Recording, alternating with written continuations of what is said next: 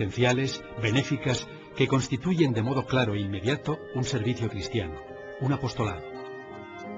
El fundador contestará en 1967 a un periodista: nuestro espíritu es precisamente estimular el que las iniciativas salgan de la base.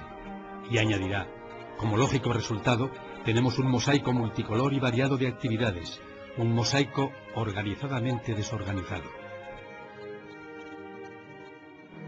El comienzo de una de estas labores nos lo explica la doctora Mel. En el 79 surgió esta iniciativa entre un grupo de estudiantes de medicina y médicos que participaban en una catequesis que llevábamos desde un centro del Opus Dei en un barrio periférico de nuestra ciudad a orillas del río Paraguay.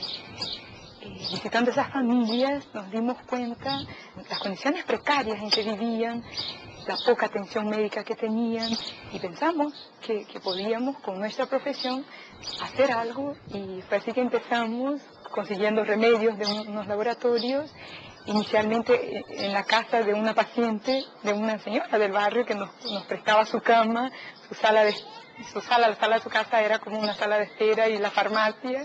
Posteriormente, con la ayuda de los habitantes del lugar, tuvimos un local muy precario, pero que tenía el problema que se inundaba cada año con la creciente del río Paraguay.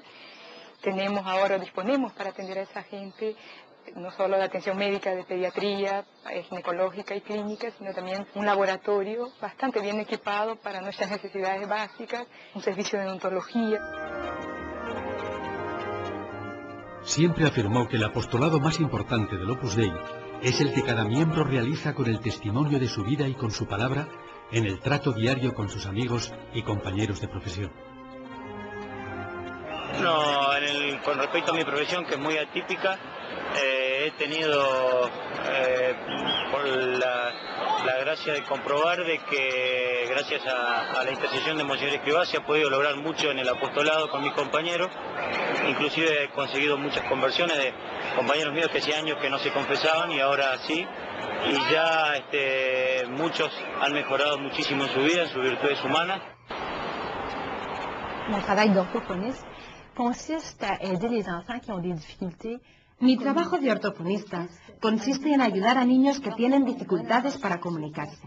Jesucristo ha dicho que cuando se da de comer a los que tienen hambre, cuando se da de beber a los que tienen sed, o se enseña a los que no saben, es a Él mismo a quien se le hacen esas cosas. Aussi une œuvre de miséricorde si, en le faisant, je pense au Christ présent dans ses enfants.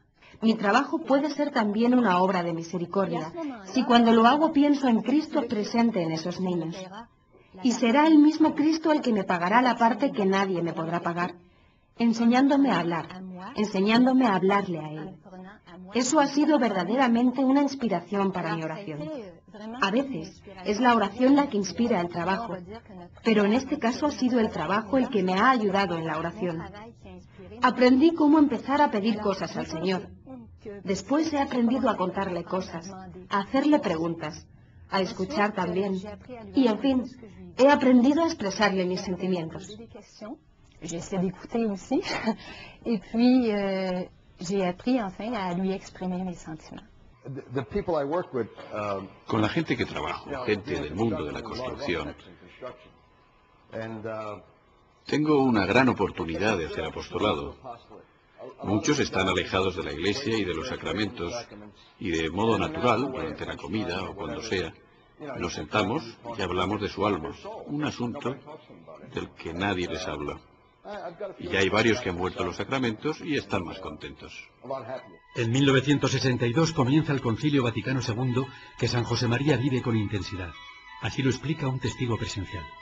Fueron años de mucho y muy intenso trabajo, en el que participaba orientando a las personas que habían sido nombradas peritos y pertenecían al Opus Dei, y en la que tenía muchos cambios de impresiones con padres conciliares de las más diversas naciones. No exagero si digo que pasaron por esta casa en busca del consejo, de la ayuda, del cambio de impresiones con Monseñor Escrivá, más de 1000 padres conciliares.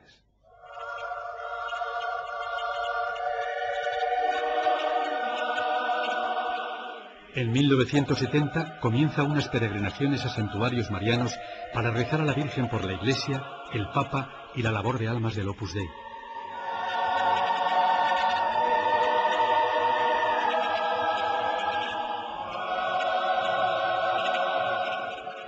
También multiplica sus encuentros apostólicos con muchos grupos de personas y emprende viajes de miles de kilómetros. Su modo de hablar es sencillo y profundo al mismo tiempo. Le entienden los intelectuales y los campesinos.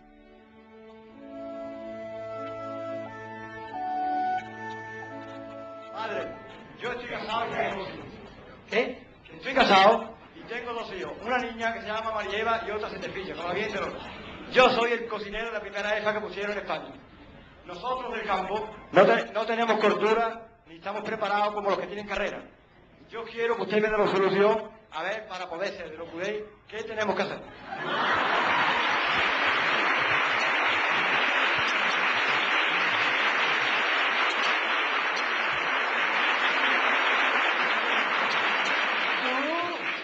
Tú tienes carrera, la del campo, que es una gran carrera, y tú tienes cultura, tú tratas a Dios, tú has hablado con don de sabiduría, sabes más que muchos que se tienen por cultos.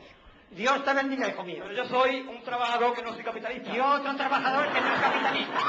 Somos 2 hermanos en el trabajo.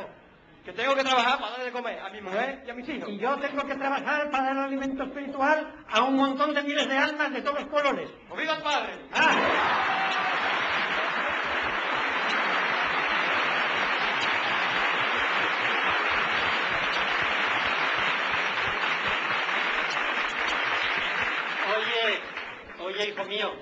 Oye, hijo mío, tú me debes un abrazo, pero no muy fuerte porque me haces polvo, ¿eh?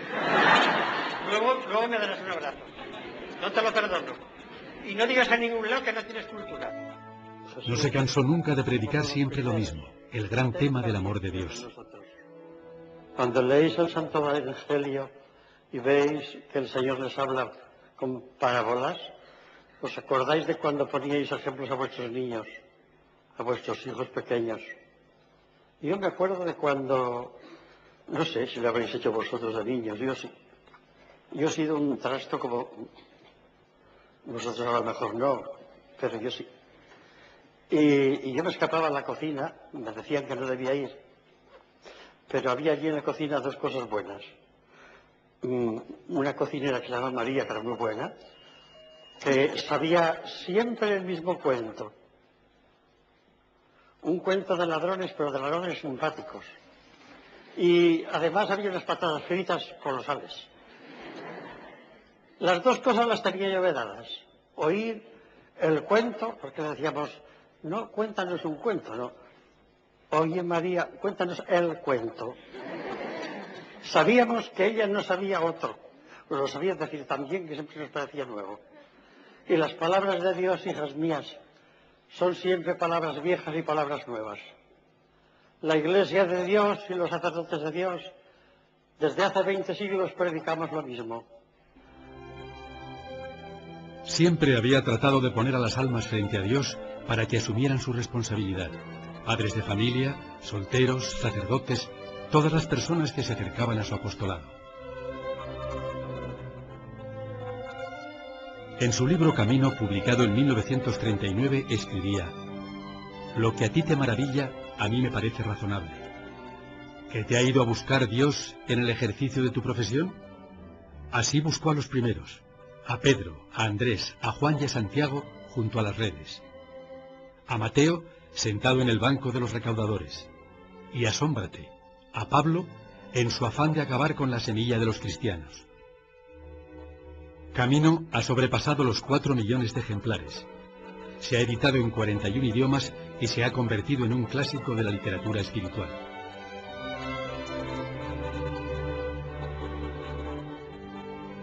Sus otros libros también han tenido una gran difusión. Santo Rosario, Conversaciones con Monseñor Escrivá, que recoge varias entrevistas, Es Cristo que pasa, Amar a la Iglesia y Amigos de Dios, 3 recopilaciones de homilías. La Abadesa de las Huelgas, un estudio teológico jurídico. Via Crucis, fruto de su contemplación de las escenas de la Pasión del Señor.